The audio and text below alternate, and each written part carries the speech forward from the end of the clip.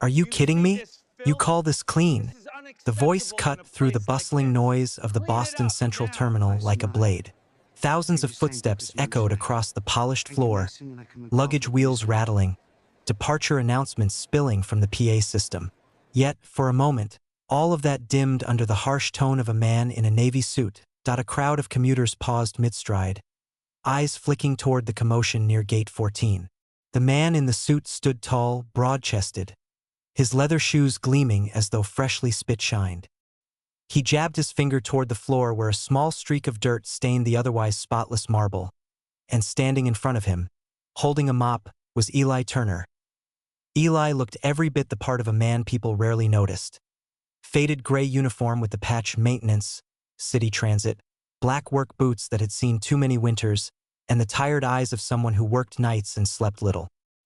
He didn't flinch under the man's rage. He simply straightened the mop handle in his hands, meeting the executive's fury with silence. The man sneered louder, making sure everyone could hear. Unbelievable. I step off a multimillion-dollar negotiation in New York only to arrive in this pigsty. What kind of third-rate city hires janitors who can't do their job? Murmurs rippled through the crowd. A few bystanders looked away uncomfortably. Others watched with guilty intrigue. The kind of raw public humiliation that demanded an audience. Eli's jaw tightened. He wanted to reply. A dozen sharp words hovered on his tongue, but he swallowed them back. Experience taught him that men like this weren't interested in truth or dignity. They wanted obedience, submission. The executive leaned closer, his cologne sharp and artificial. If you can't keep this place spotless, maybe you should find another line of work. How hard can pushing a mop be? Something flickered in Eli's eyes. Anger? Yes, but something deeper, something buried. His grip on the mop handle whitened, muscles in his forearm tightening. For a split second, the image of his past life surged in his mind. Camouflage gear, the grip of a rifle, the controlled breath before breaching a door. But then it was gone, replaced by the present. Marble floors, a janitor's uniform, and a man belittling him for dirt that wasn't even his fault. Before Eli could respond, a young voice broke through. "Dad!" The crowd shifted. A small figure had appeared, Lila, Eli's 9-year-old daughter, clutching a worn backpack covered in doodled unicorn stickers. She'd just stepped off the escalator, her schoolbooks heavy in her arms. Her big brown eyes darted between her father and the shouting man. The executive blinked, momentarily thrown off. He straightened his tie, clearing his throat as if he suddenly remembered he was performing for strangers. "Oh, I see. Bring your kid to work day." His sarcasm drew a few chuckles from nearby travelers. Lila frowned, hugging her books tighter. "My dad works harder than you." The words were soft, but in the sudden hush they carried farther than expected. Gasps rippled through the onlookers. The executive's face darkened, lips curling in disdain. He opened his mouth, but Eli stepped in quickly, resting a hand on Lila's shoulder. "That's enough, sweetheart," Eli murmured, voice low, calm, protective. "Why don't you go sit by the bench for a minute? I'll be right there." Reluctantly, she nodded and shuffled away, glaring back at the man in the suit before sitting down. The executive smirked. "Charming, teaching your kid to mouth off strangers. Huh? Figures." He turned to the crowd, gesturing broadly like a politician riling up a rally. "This is why cities fall apart, because people like him think mediocrity is acceptable." Eli didn't reply. Instead, he bent, wrung out his mop into the bucket, and swiped the marble with slow, deliberate strokes. Each motion was steady, precise, almost ceremonial. Not for the executive, not for the crowd, for himself, to remind himself he still had control over something. Eli Turner hadn't always been invisible. A decade ago, he wore the uniform of the United States Special Forces. He'd served overseas, surviving missions that never made headlines, operations spoken only in code. He'd been the man others depended on when everything went to hell. But war leaves scars, some visible, most not. When Eli returned home, the army discharged him with commendations, a folded flag, and little else. The battlefield had sharpened him into a weapon, but civilian life demanded softness he no longer recognized. His wife left after 2 years of restless nights and unanswered silences. She said she couldn't live in the shadow of a man who never really came home. That left Eli with custody of Lila and bills that stacked higher than his military accolades. He sold his house, moved into a cramped apartment, and took the only job that gave steady hours and health benefits. Maintenance at Boston Central Terminal.it wasn't glamorous. It wasn't respected, but it was honest, and it kept Lila fed. Every morning, Eli woke at 4 a.m., fixed Lila's breakfast, walked her to school, then clocked into the terminal before dawn. His co-workers knew little about him beyond his silence.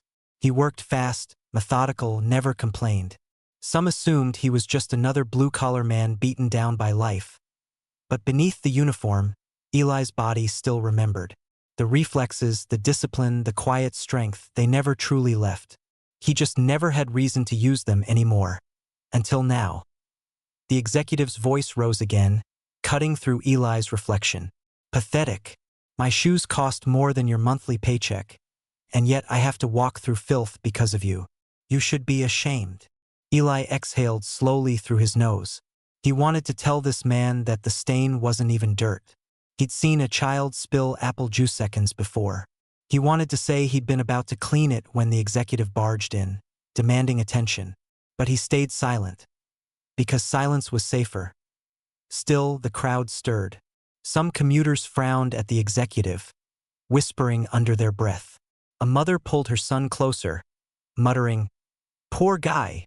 An old veteran in a ball cap shook his head, muttering, "No respect." But none of them spoke up. It wasn't their fight. From the bench, Lila watched everything. She wasn't old enough to understand the layers of humiliation, but she understood this. Her father was kind, gentle, and strong. And here was a man tearing him down for no reason. She bit her lip, her small fists tightening around her book straps. She wanted to scream again, to tell the man to shut up. But she also saw her father's face, calm, composed, though his eyes flickered with something dangerous. She stayed quiet. The executive finally scoffed and checked his watch. Useless. Just useless. People like you are the reason standards keep dropping. I'll be speaking to your supervisor about this disgrace. He turned sharply, striding toward the departure gates. The crowd began to disperse, muttering, shaking their heads. Some cast sympathetic looks at Eli. Others avoided eye contact entirely. Eli stood still, mop in hand, breathing evenly. On the surface, it looked like he'd let it roll off him. But inside, a storm brewed. Because humiliation was one thing. But humiliation in front of his daughter? That cut deeper than any wound he'd sustained in combat. And though Eli didn't know it yet, that moment, an arrogant man's careless insult, would be the spark that lit the fuse. Because in less than 20 minutes, this terminal would descend into chaos.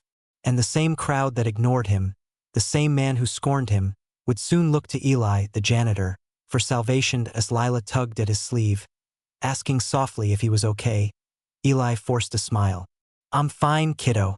Go finish your homework. I'll be done here soon." But his eyes lingered on the terminal, the exits, the crowds, the subtle movement of a man in a dark hoodie slipping through security without scanning a ticket.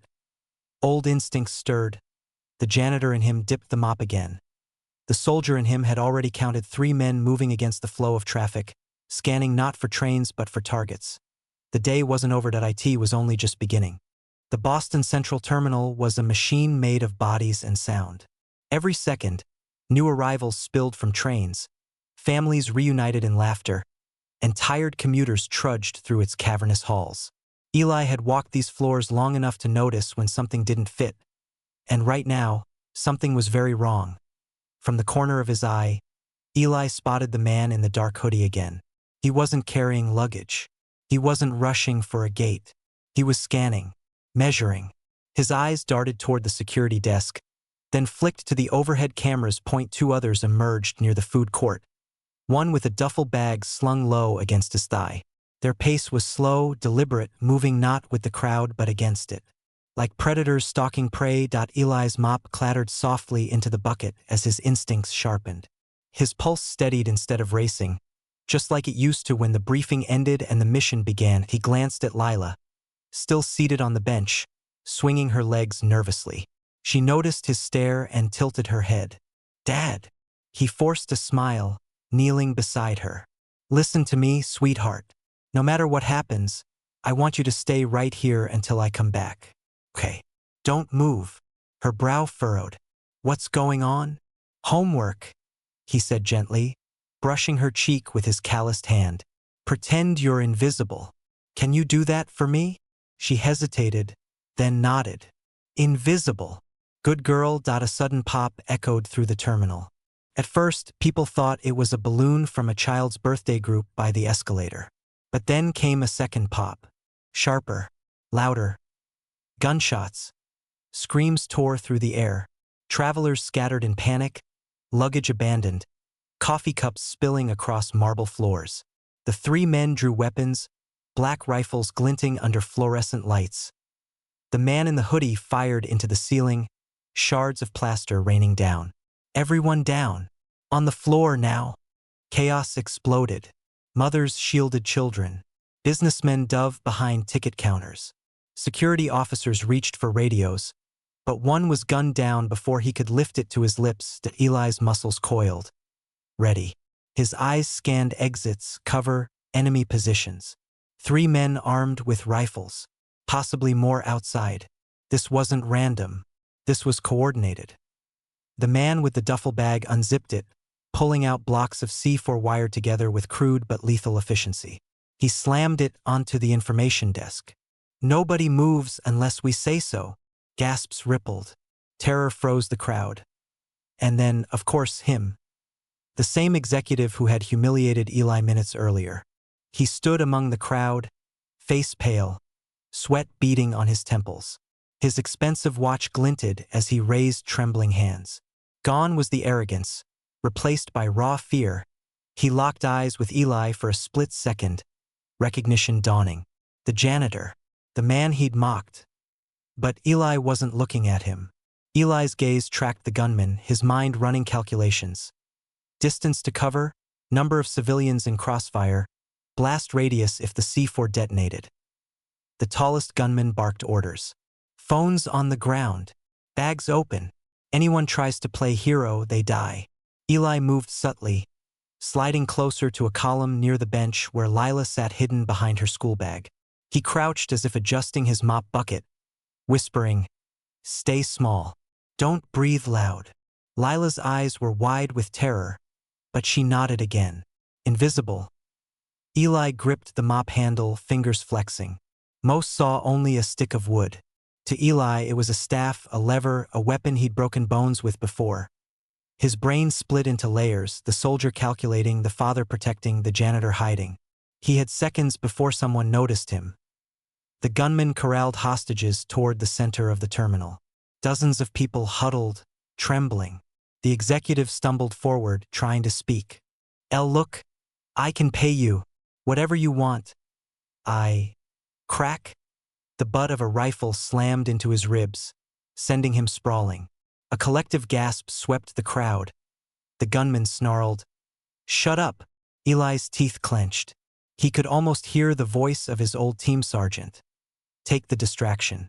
Always when they least expect it. He rose slightly from behind the column, mop still in hand. His body moved before his mind could argue. Years of training surged back like electricity in dormant wires. The nearest gunman turned, scanning. His eyes narrowed. "Hey!" Eli moved. He lunged, swinging the mop handle low, snapping it clean across the man's shin. The crack of bone reverberated louder than the gunshot had. The man screamed, rifle clattering to the floor. Gasps erupted. For a heartbeat, everyone froze, disbelieving. The janitor had just taken down an armed attacker with a mop. The second gunman spun, rifle raised. Eli yanked the fallen weapon up, slamming the buttstock into the man's jaw before the trigger could squeeze. Teeth flew. Blood sprayed. The rifle discharged harmlessly into the ceiling. Screams rose again. Hostages scattered in confusion. The third man, the one with the detonator, roared in fury, finger hovering dangerously close. "Back off or I'll blow this whole place sky high." Eli's chest heaved, eyes locked on the wires strapped to the desk. His heartbeat slowed. He measured the distance, 15 feet. Too far to rush, not without risking everyone. But he saw something the gunman didn't. The reflective panel above the desk, the mirrored surface showing every movement. If Eli could distract him, get him to turn. Suddenly, a voice rang out. "Don't you hurt my dad." She'd left the bench, clutching her backpack like a shield. Her small frame trembled, but her voice carried raw defiance. The crowd gasped. Eli's stomach dropped. "Lila, no!" The gunman whirled toward her, rage twisting his face. His finger pressed harder against the detonator. And in that split second of diverted focus, Eli moved. He hurled the mop handle like a spear. It spun through the air and cracked against the gunman's wrist.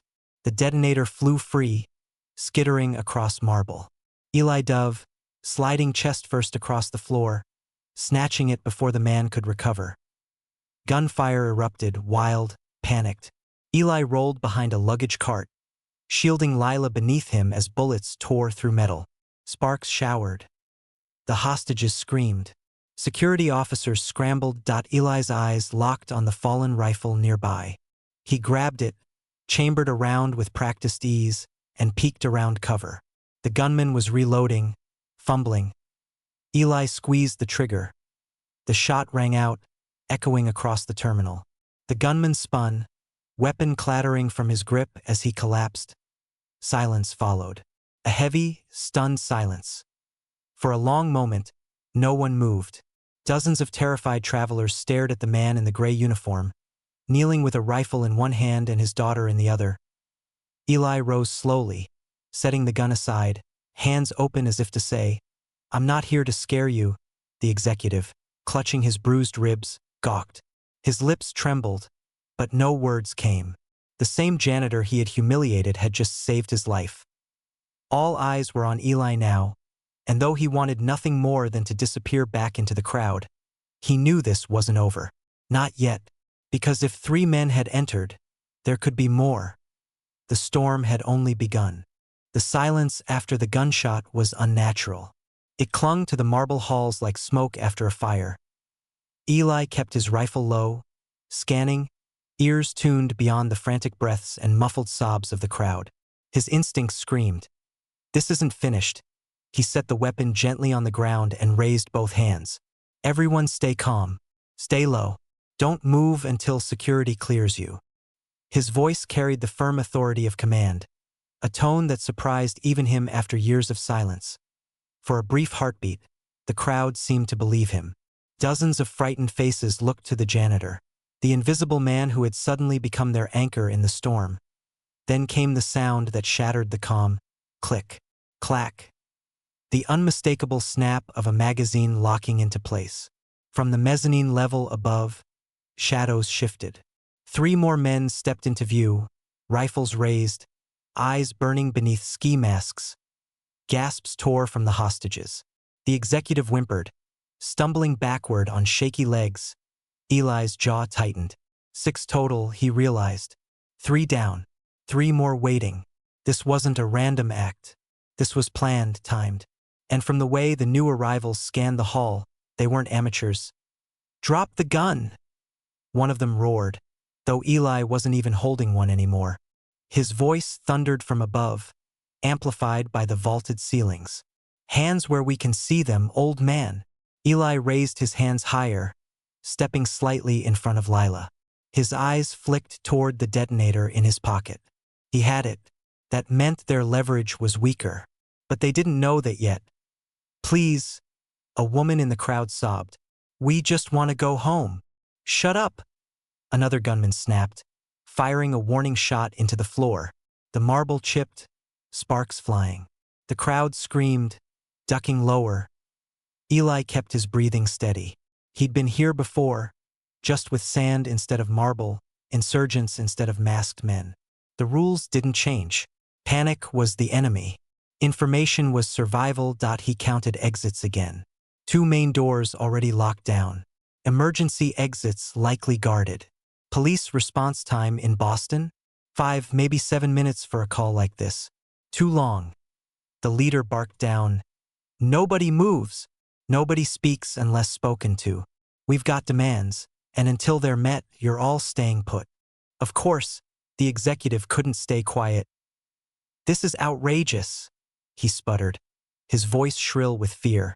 Do you have any idea who I am? My company can. Whack! The rifle but cracked across his face, dropping him to his knees. Blood streamed from his nose. Eli clenched his fists, forcing himself not to move. Not yet. Timing was everything. The leader sneered down at the executive. You're all the same to us. Money won't save you. The executive whimpered, curling against the floor. For once, his arrogance had no power. Eli leaned close to Lila, whispering so softly only she could hear. Remember the game we used to play? Hide and seek ninja. Her wide eyes blinked at him, tears threatening to spill. She nodded. I need you to be my ninja now. Crawl under the benches. Stay out of sight. Don't come out until I say. She shook her head violently. No, Dad. He cupped her face steady and firm. You trust me? Her lip trembled. Yes. Then go. With one last look, she slid low, disappearing into the maze of benches and discarded luggage. Eli kept his posture relaxed, hiding his relief as she vanished from sight. Now, he could fight without fear of her in the crossfire. The gunman barked more orders, forcing security guards to strip radios and weapons, tossing them aside. The leader demanded access codes to the vault beneath the terminal, a storage room holding millions in cash transfers and secure bonds, so it was about money. A heist disguised as terror. Classic misdirection. Eli's mind spun. He had no weapon, no allies, and 3 trained men above. But he had the crowd. Fearful, desperate, but alive. And sometimes, chaos was the sharpest blade. He stood slowly, raising his voice. Hey, you don't have to do this. You've lost 3 already. The cops will be here any minute. Walk away now and you'll live. The leader's head snapped toward him. Sit down, Janitor, before you end up like them. But Eli's words had already seeded something dangerous. Doubt. The crowd stirred, whispers spreading. The illusion of control wavered. The leader snarled, firing another shot. Quiet! But the distraction was enough. Eli's eyes had mapped the mezzanine, weak railing, narrow sightlines. If he could reach the stairwell, he moved. Eli bolted, weaving through panicked bodies. Shouts erupted. Gunfire cracked, chasing him. He dove behind the ticket booth, wood splintering as bullets tore through. The leader screamed, Get him! 2 gunmen broke off, rushing down the stairs. Eli's lungs burned, but his body remembered. He snatched a metal signpost from the floor, swinging it like a staff as the first man rounded the corner. Wham! The strike crushed the gunman's throat, dropping him instantly. The second fired wild, bullets sparking off concrete. Eli slammed into him, wrestling for the rifle.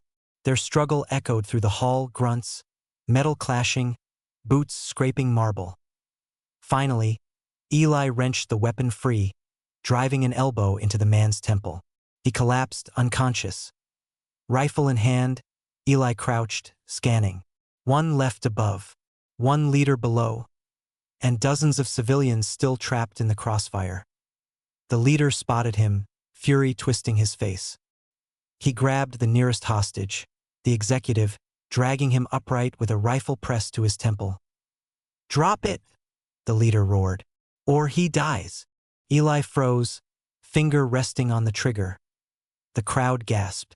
The executive sobbed, snot and blood smeared across his expensive suit. Please, please, I'll pay you anything. The leader laughed harshly. No one's paying. You're just leverage. Eli's eyes locked on the man's stance. Tight grip, weight on his back foot, nerves showing in his twitching fingers. He'd kill the hostage just to prove control. Eli exhaled slowly. Then, in a calm, commanding voice that brooked no argument, let him go. Now. The leader smirked. You think you're in charge, janitor? You're nothing. Just a mop boy who got lucky. Eli's jaw tightened. Maybe, but right now, I'm the only reason you're still breathing. The tension snapped taut as a wire. Somewhere in the crowd, a child whimpered. Outside, faint sirens wailed, growing closer. The leader's eyes darted. Time slipping, options narrowing. He shoved the executive forward, rifle swinging toward Eli instead. Then you die first. But Eli had already moved. One shot, clean, precise. The leader crumpled before the echo faded. The executive collapsed in a heap, sobbing. The crowd erupted in gasps and cries, but relief bled through the fear. The threat was over. For now. Police stormed in seconds later, weapons raised, barking commands. Civilians rushed toward them, hands up, tears streaking faces. But the scene they entered wasn't chaos. It was strangely controlled. At the center stood Eli, rifle lowered, hands open. His uniform was torn, sweat soaking through, but his posture was steady. Dozens of witnesses pointed, voices overlapping. He saved us. The janitor. He stopped them. He took them down with nothing but a mop. The officers froze, glancing between the unconscious gunman and the quiet man who had ended it all. And in that instant, Eli wasn't invisible anymore. SEMTs carried wounded civilians away and police secured the explosives.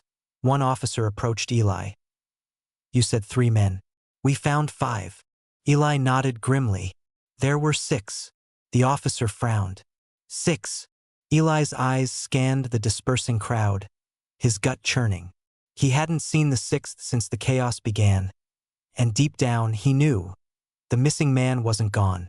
He had vanished with purpose. And he had taken something or someone. Eli's stomach dropped. Where's Lila? The police swarmed the terminal, boots pounding against marble, radios crackling. Civilians sobbed, clung to one another, staggered toward the exits under the flashing red and blue of incoming cruisers. But Eli wasn't looking at any of it. His eyes swept frantically over the chaos, searching for a head of brown hair, for the small figure that had crawled beneath the benches minutes before. Lila? His voice cracked, drowned by sirens and shouts. He pushed through the crowd, scanning faces. A mother clutched her son. A businessman held his bleeding arm. A young girl cried into her grandmother's chest, but none of them were her. His heart hammered. His throat tightened. He grabbed a passing officer. My daughter, she's 9, brown jacket, she was here. Where is she? The officer shook his head, already pulled away by another voice. Another emergency. Eli's chest constricted. He knelt, crawling beneath the benches where he'd last seen her. Empty. Just a stuffed rabbit she'd carried since preschool. Its ear torn, left behind in the rush, his stomach dropped like stone. He picked it up, gripping it so tightly the seams threatened to split. Then he heard it from the far side of the hall, past the shattered mezzanine. A voice barked through a radio. Package secured. Exiting East Tunnel. Eli froze. His blood turned to ice. The 6th man. Without a word to anyone, Eli bolted. He vaulted over fallen luggage, shoved past police, ignoring their shouts. His focus tunneled, every nerve, every muscle driven by one thought. Lila? The East Service tunnel stretched ahead, dim and industrial, pipes hissing overhead. The stench of oil and dust filled his lungs. At the far end, a figure moved, half hidden in the gloom, dragging something. No, someone. Lila! The man turned. Ski mask, lean build, eyes sharp even in shadow. He yanked Lila tighter against him, a pistol pressed to her temple. Stay back! The man shouted, voice steady. Not panicked. Calculated. One more step and she dies. Lila whimpered, her small hands clawing against his grip. Daddy! Eli's world narrowed to her cry. His pulse thundered in his ears, but his hands were steady, his stance controlled. Years of training clicked into place. This wasn't rage. This wasn't chaos. This was war. Eli raised his hands, dropping the rifle he'd carried from the mezzanine. It clattered to the floor, echoing down the tunnel. "You don't want to do this," Eli said, voice low, calm. "You had a plan. Money. Chaos. You can still walk away alive. But if you hurt her—" His tone hardened, steel beneath the calm. "There won't be a place on earth you can hide from me." The man smirked beneath the mask. "You think you scare me? You're nothing but a washed-up janitor who got lucky." "Try me," Eli said. For a heartbeat, neither moved. The tunnel groaned, distant pipes rattling like the world itself was holding its breath. Eli's mind flickered. Memories of desert nights, of insurgents holding children in front of them as shields, of the choices he'd made that haunted him still. He'd promised himself he'd never lose another innocent. Never again. And now it was his daughter. His world. Eli stepped forward. Slow, deliberate. "Stop!" the man barked, shoving the pistol harder against Lila's head. She whimpered, tears streaking her face. Eli raised his hands higher. "Take me instead. You want leverage? I'm worth more than a child. You saw what I did out there. You kill me, you get your revenge. But let her go." The man hesitated. Just a flicker. But Eli saw it. Doubt. Calculation. Then the man sneered. "Nice try. But she's the only thing that makes you weak." And he began to squeeze the trigger. Time slowed. Eli's vision tunneled. He saw every detail. The glint of sweat on the man's brow, the tremor in his trigger finger, the way Lila's small body shook against his grip. Eli dropped in one fluid motion. He ripped the stuffed rabbit from his pocket and hurled it at the man's face. The sudden blur of fabric made him flinch. Just for a breath.it was enough. Eli lunged, slamming his shoulder into the man's chest. The pistol fired, the shot deafening in the tunnel, but the bullet cracked harmlessly into the wall. They crashed to the ground, Lila rolling free with a cry. The man snarled, striking Eli with brutal strength. They grappled, fists hammering, elbows cracking against bone. Eli's training met the man's fury. Blocks, counters, chokes. Every strike carried years of discipline, of battles fought in shadows. But the man was younger, faster, driven by desperation. They slammed into pipes, steam hissing. The tunnel roared with their struggle. The pistol skittered across the floor, spinning out of reach. Both men lunged. Grappling for it, Eli's hand found a loose pipe wrench instead. Heavy, cold. He swung. Crack. The wrench shattered against the man's jaw. He reeled, spitting blood. Eli pounced, driving him to the ground. Wrench pressed against his throat. The man choked, gasping. His eyes burned with defiance even as his strength ebbed. "You can't stop it," he rasped. "This was bigger than us. Today was just the beginning." Eli's grip tightened. Rage surged, urging him to end it, to crush the life from the man who had dared touch his daughter. But then, "Daddy," Lila's small voice, trembling but steady, cut through the haze. Eli froze, looked at her, her wide eyes, her tear-streaked face. Watching him. If he killed now, what would she see? A savior? Or a monster? He exhaled, long and shuddering. Slowly, he released the pressure. He bound the man's wrists with the very cord he tried to use on Lila, wrenching it tight until circulation stopped. Then he dragged him upright, shoving him toward the tunnel's mouth where police voices echoed nearer. Lila ran into his arms, clutching him so fiercely it nearly broke him. Eli buried his face in her hair, trembling for the first time that night. "It's okay, baby," he whispered, voice raw. "I've got you. I've got you." She pressed the rabbit back into his hands. "You dropped this." He laughed, choked and broken. "You saved me with it."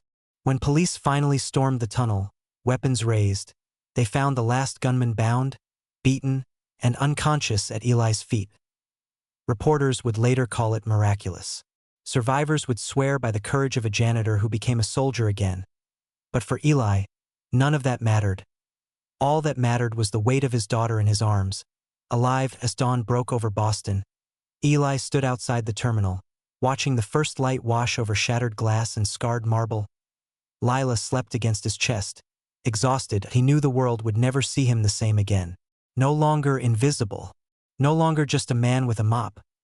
But to him, the only title that mattered was the one she whispered before sleep claimed her.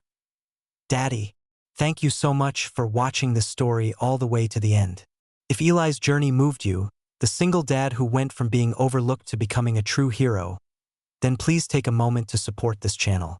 Hit the like button if you enjoyed the video, share it with friends so more people can hear this powerful story, and don't forget to subscribe so you won't miss the next one. Your support means everything and helps us keep bringing you more inspiring and emotional storytelling. Once again, thank you for being here, and I can't wait to see you in the next video.